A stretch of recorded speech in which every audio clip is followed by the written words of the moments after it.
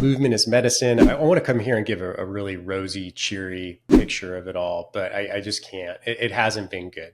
24% of children ages 6 to 17 years old participate in 60 minutes of physical activity every day. And that's not okay. Does that worry you that was a kids' interest in sports and even just being fans of sports is declining in this generation more than ever before? It is alarming. I think once it starts to make a hit to the bottom line, these large companies, these brands, the Nikes, the Pumas, the Adidas, all of them. How do we genuinely get these kids maybe away from screens more and interested in sports and play and movement again? That's the $1 million question, right?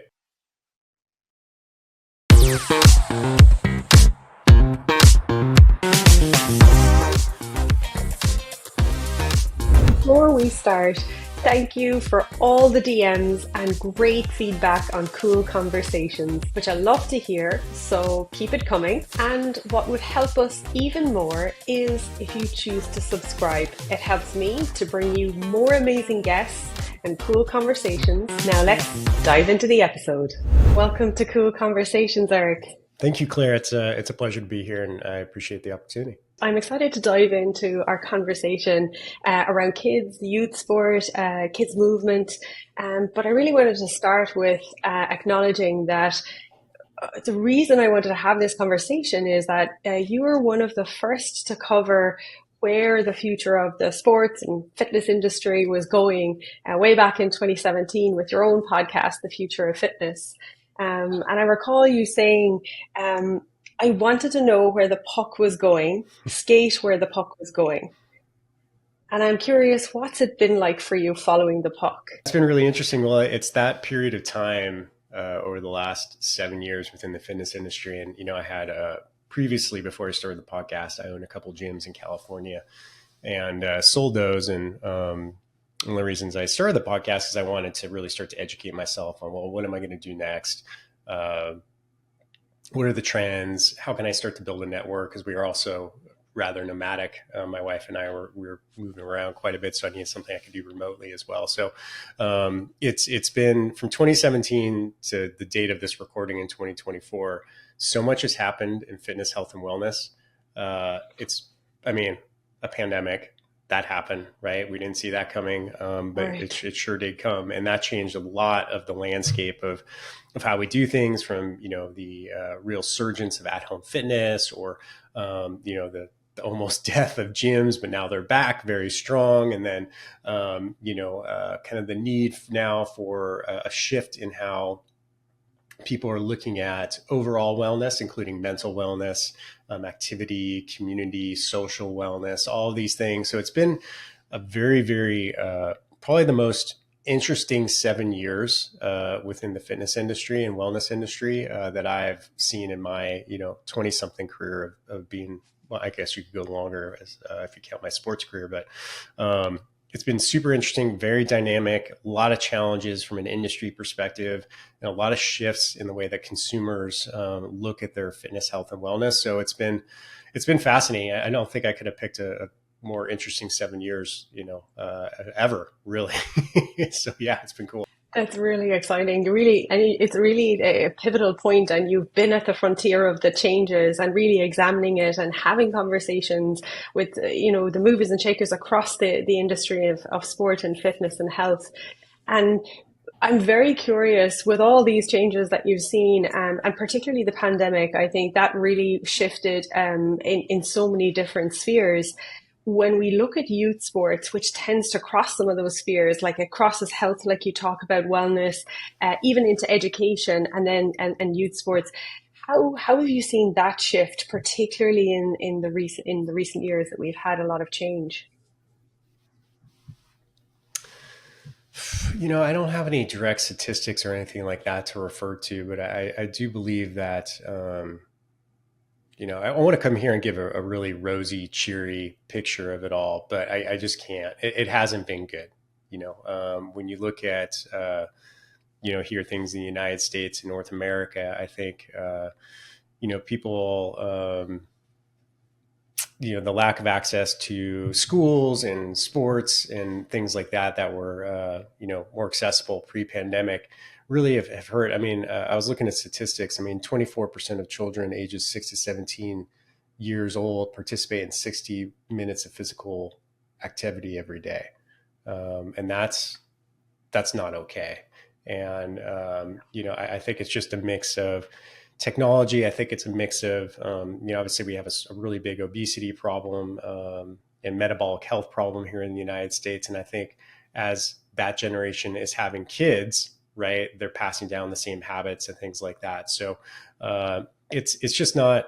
It's not good. And I think the seclusion, I mean, even looking at my nieces and nephews, my wife and I do not have kids. And so those are the ones that I know the best. They just, a lot of them kind of just gave up on school during that time, right? And gave up on, because I can't necessarily say I blame them. Like spending your senior year in high school is like two of them did, where it's like you're doing Zoom calls. Like that's one of the best years of your life, and at least here in the United States, right?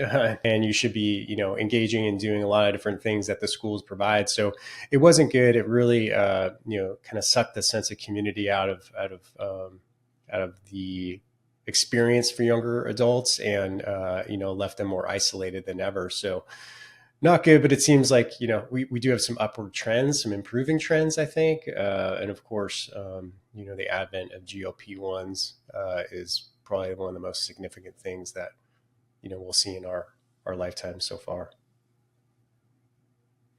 And picking up on that, there's almost like a divide in the community about the pros and cons of GLP-1s. Mhm. Could you explain that for our audience who may not be familiar with the term, and maybe how you think about even how that might relate to help positively or negatively help to people moving more? Well, it's very divisive. You're right, Claire. And I think for people who don't know, GLP-1, semaglutide, brand names, Ozempic, Wegovy, like all these different brands that you're starting to hear.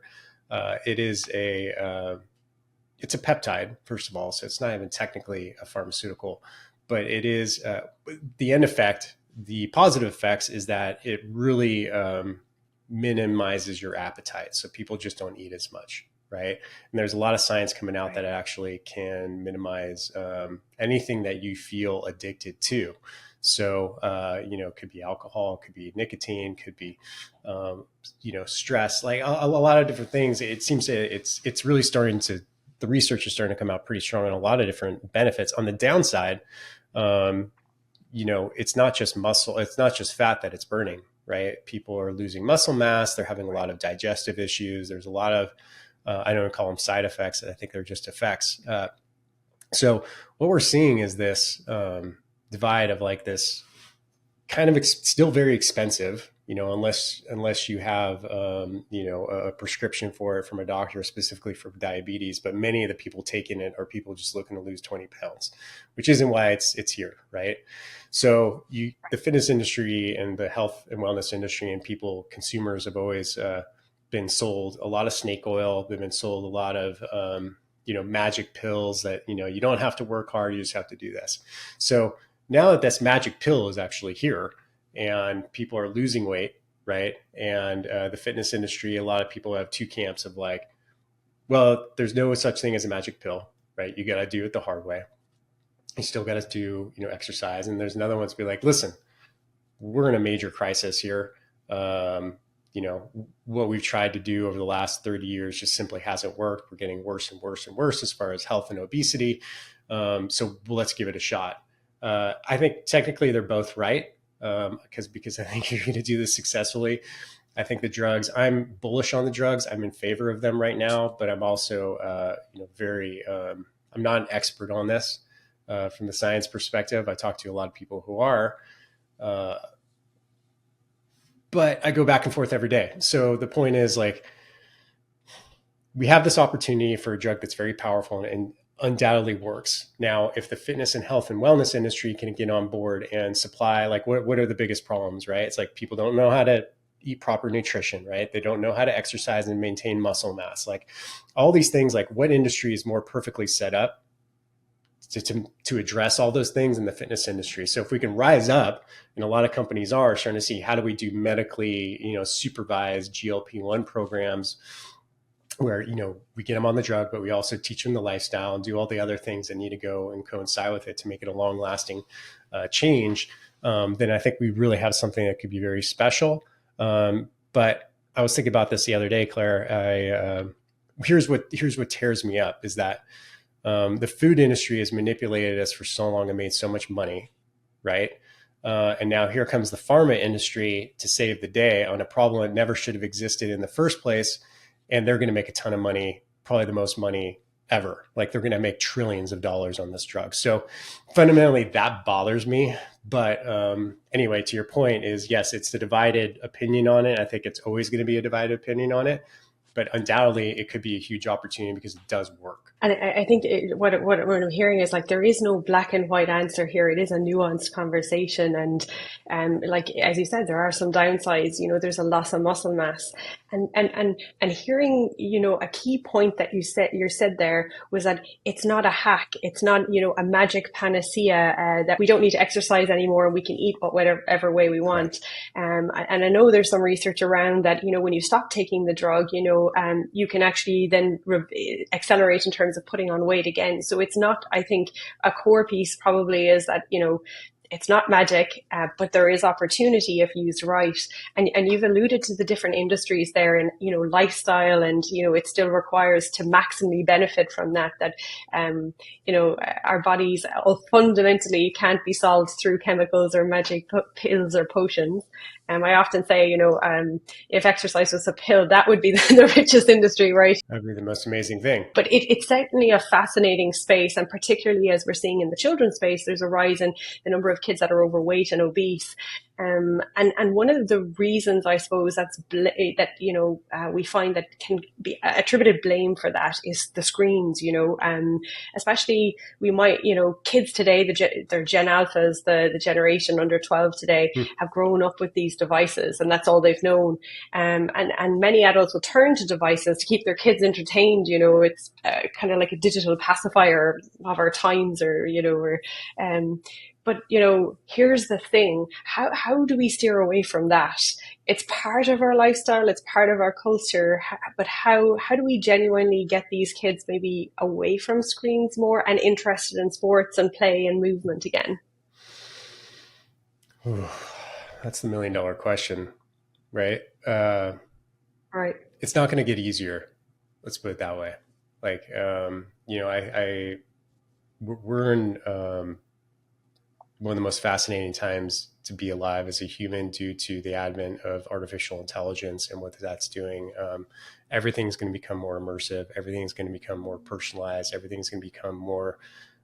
It's just, there's going to be more technology. We're not going away from technology. It's here for good. And we have to kind of learn how to live and adapt at the pace that it grows, which is, something that keeps me up at night. And, I'm really fun at dinner parties. You can tell already when I talk about this kind of stuff, but ultimately it has to come down to the family unit, right? I think it has to come down to how are they, like, I can see even on my block, I can see the differences between, family units, like who's like, I'll just walk around last night around 8:30 with my dog. And I saw, okay, there's one family playing volleyball, in their front yard or just hitting the ball around. Right.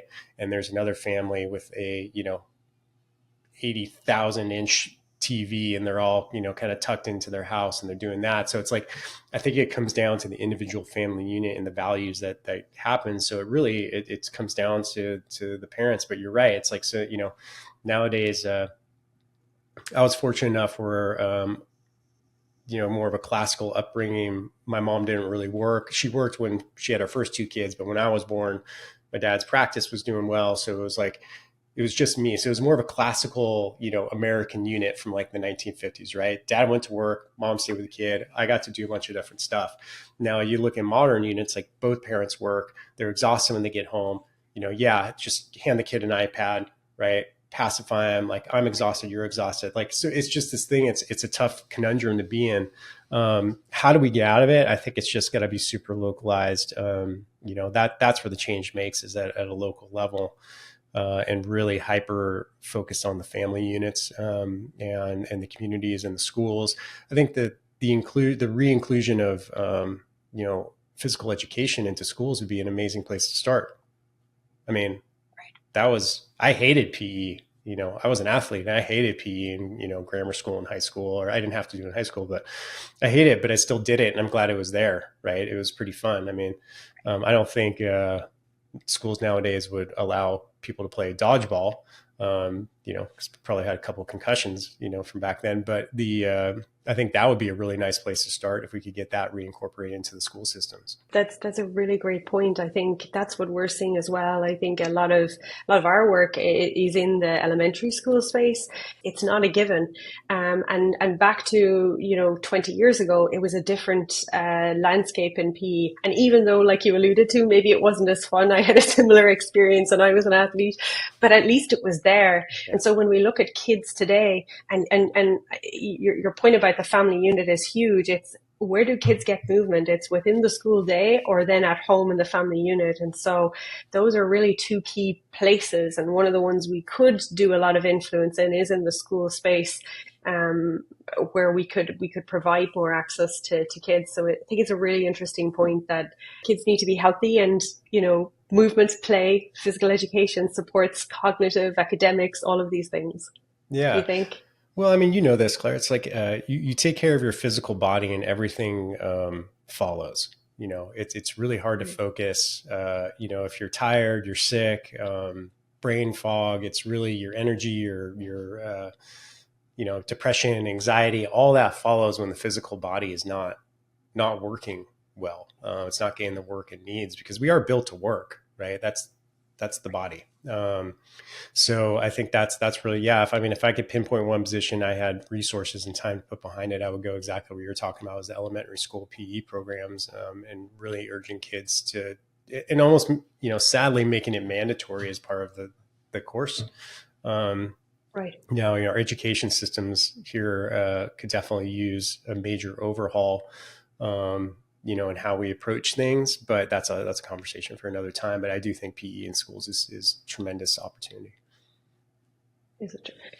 And I wonder, have you noticed when you look at Gen Alphas or today's kids, and particularly, I think COVID and the pandemic had an impact in this, largely because what you talked about, there was a lot of engagement with screens, but that access to screens, increased access to screens, the fact that they grew up with digital devices and smartphones and YouTube, we've seen that it's changed the way they interact with sports.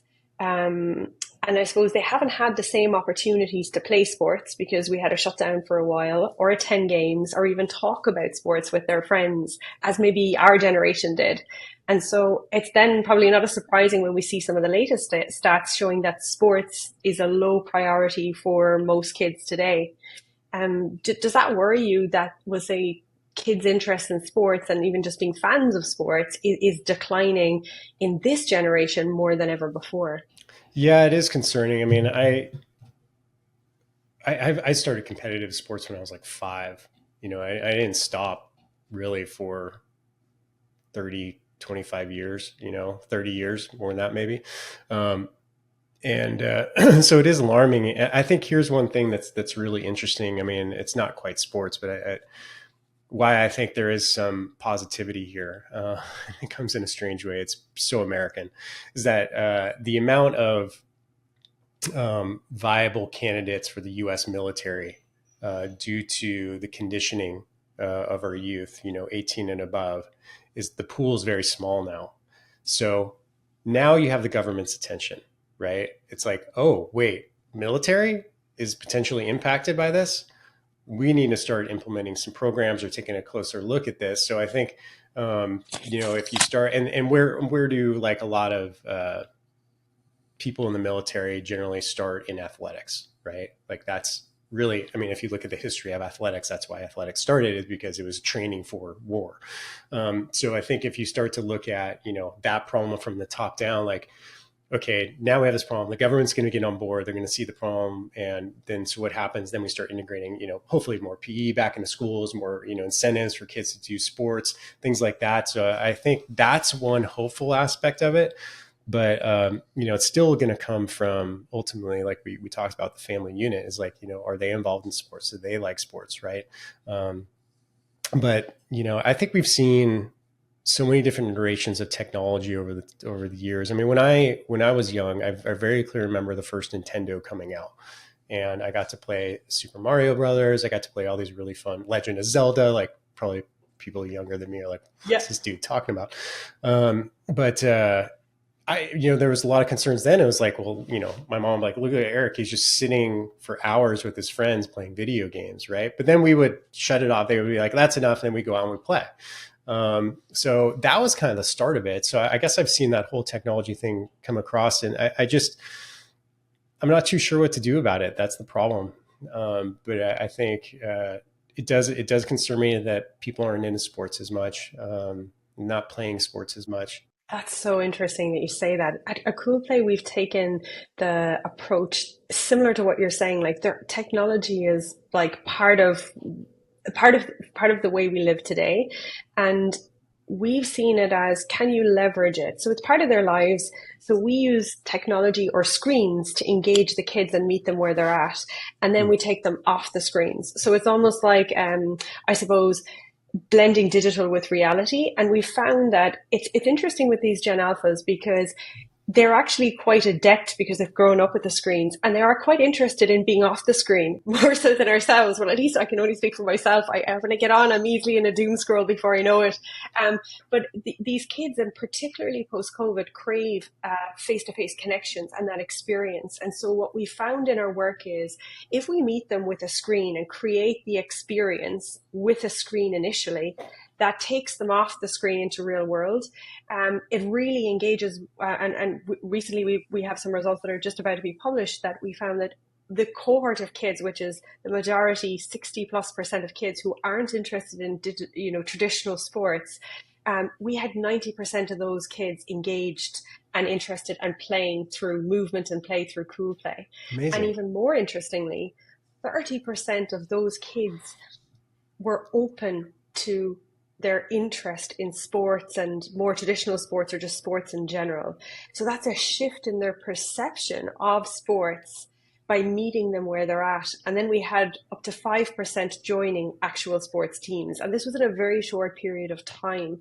But to your point, like, there's been changes across the industry over time, like back from the Nintendo. I guess from where I came from, I was like, are we meeting today's world with the same tools of previously?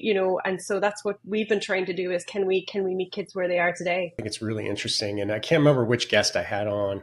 Maybe it was Jeff and Mickey Martin, or maybe it was someone different, but they talked about this critical age, like age between 7 and 10, right? Like, yes, if you get to them, then you get them involved in sports, that fundamentally can change their whole life trajectory, right? Like, if people who are involved in sports at that age tend to be much fitter and healthier later in life, because that activity was built into what they do. So what you're talking about is brilliant. And you're right. You can't fight it. You can't say, well, you got to do it our way because this is the way we've always done it. You got to meet the kids where they are. So I think that's a really brilliant approach. Just in and around that, when we present the experience today, like, for kids in youth sport, we're seeing in parallel dropout rates, 70% by, age 13. We're seeing post-pandemic kids just not very interested, like 1 in 3 not interested in traditional sports, who were playing sports before the pandemic. And so the trends along the way are kind of showing that the way we're presenting sports, PE, activity, we've kind of touched on all this, is not quite up to par. And so I'm really curious. The broader sports industry is changing, you've alluded to, quite rapidly, but the youth sports space seems to be lagging behind at a critical time, when we know that future fans and the future of the industry is built on youth sports. It is interesting. And I don't know if the problem has hit the sports industry. When I mean sports industry, like college, pro level, right? If it's hit them yet, because when that does happen, they're going to pay attention to it, right? These are not dumb people. These are people who make a lot of money. They're very good at entertainment. They're very good at, keeping the pipeline full of athletes. And, I just, the concern would be is like when you look at professional sports, even college sports, it's like these are the elite, right? These are people that have a mix, a very rare mix of genetics and background and training and coaching. It's the very, very small percentage of the total. So will the actual, like when you look at the ones, and this is a capitalist country. I'm very, very convinced that things don't happen unless there's money backing it up. Right. So, when you get to that level, do they care? Like, do they care if, the other 90% of the athletes that don't make it to college or pro are in the pipeline, right? I don't know that, like, just Right. from a high level, I don't know how that works, but from a fan, participation, which was, a lot of people who played sports become a fan of the sport for life. I think once it starts to make a hit to the bottom line, kind of like the military in the US, once it starts affecting that, then people start paying attention and things start to change. And that's a really good point. The pipeline for, we'll say, the elite end, it might be declining slightly, but it's already very small. But the place is the place that I was really interested in. And like when we look at today's kids, we'll say, who are the biggest fans of sport? The traditional drivers are still holding power. So kids are 3 times more likely to be avid fans today if they play a sport, their parents are fans, like you talked about, or they attend a game. And so the other only new piece that's different in this generation is that they also require face to face connections. Hmm. And so what I've been really curious about is some recent research has come out showing that today's Gen Alphas are not the avid sports fans that they were. They're not as interested in it. And these drivers that we have that we know are holding through are at jeopardy. We're not seeing with a parents maybe not as active or kids not playing sport. So when we think of the sports industry and all the sports brands, sports retailers who've products and goods to sell and seats to fill, if these kids now under 12 are not fans in the next 5, 10 years, surely that hits the bottom line in a very critical way if we're trying to maintain the longevity of the industry and even the fitness industry, just broadly speaking, just people being fit and healthy. You're right. I mean, it is. They got to pay attention, and like I said, all these companies they are run. The Nikes, the Pumas, all these companies are run by very smart people. On the other side, I do think there is some. I don't know about that particular generation, the Gen Alphas. Can't speak in an educated way on them, but there are some very optimistic trends in activity, fitness, health, and wellness, and I think a couple of them are like pickleball, right? Yes. It's crazy. Yes. It's crazy. The growth of the Yeah. sport is magnificent. I think a lot of people are getting more into just community-based events. I was recently at a High Rocks event in New York City, and people don't know what that is. It's like fitness racing, but it's very accessible and packed. Like there was so many people there. So hopefully that type of stuff starts to trickle down. If you get the parents active, the grandparents active, the uncles, aunts, the brothers and sisters into sports like that, then hopefully that starts to make an impact at the younger age. But like the point I was going to say is like these large companies, these brands, the Nikes, the Pumas, the Adidas, all of them, they're not dumb. Once they start to see a trend, they're going to work to approach it in a very thoughtful and impactful way, hopefully. Hopefully, yes. At Kuul Play, we live by while all sport is movement, not all movement has to be sport or traditional Yes, sport. sure. I'm curious what you think about this. I think movement is critical, and I mean, sport is really fun. It's very engaging. It's almost addictive, and it satisfies so many different basic human needs for social, community, activity, mental challenge, physical challenge that we need to grow as people. But movement alone, I mean, the arbitrary 10,000 steps a day, wherever that came from, it didn't really come from anything science backed, but that's a pretty good marker. If we can get people moving 10,000 steps a day, like that's pretty good too, or just gardening or doing anything that keeps their body moving is really important. So activity is good. Do I think it's enough? No, I think people should be doing much more than just activity, right? I think people, I would like in an ideal world to see more engagement in sports or, things that are more mentally and physically challenging just from a personal growth department. But activity and, movement is medicine. I've heard that quite a bit over recent years. I think that's a really good trend. And I think the age groups of like 30 and under are very aware of their wellness. So that's a really nice thing. I mean, just the decline in the amount of alcohol that's being drank is a big one. Obviously that's hopefully not kids 12 and under, but that's a really nice sign too. So there are some very positive things happening. I don't want to sound all doom and gloom, but I think technology is ultimately going to be the biggest challenge that we have. Biggest challenge facing youth sports today? iPads. Trend that will most influence youth sports in the next 5 years? Pickleball. To create future fans of sport and play, the sports industry should pay attention to youth sports. The future of sport is? I still think it's soccer. I know that's obvious in other parts of the world outside of here, but I think it's that. Oh, and the other one, if I could say, I think is women's sports. Brilliant. Final one. Best piece of advice for those looking to innovate in the youth sports space, what they should pay attention to? I think what you said was a really good one is meeting the kids where they're at. Finding that connection between technology and, IRL, as the kids say. How can you leverage the things that they love, meet them where they're at, have a true understanding of what their world is, and then helping them make the leap forward into actual activities. Fantastic. Eric, thank you so much for your time today and fascinating conversation. I could talk forever on it. Really appreciate your insights, and fantastic insights and thoughts on the industry. And I love the way that you had a mixture of like, it's not all doom and gloom. There is positivity there. It's a challenging environment, and I think it's really realistic. Like there's no easy quick fix in this. So thank you so much for your time and sharing your insights. The pleasure's all mine, Claire. Yeah, great show you got here. Thank you. Thanks a million.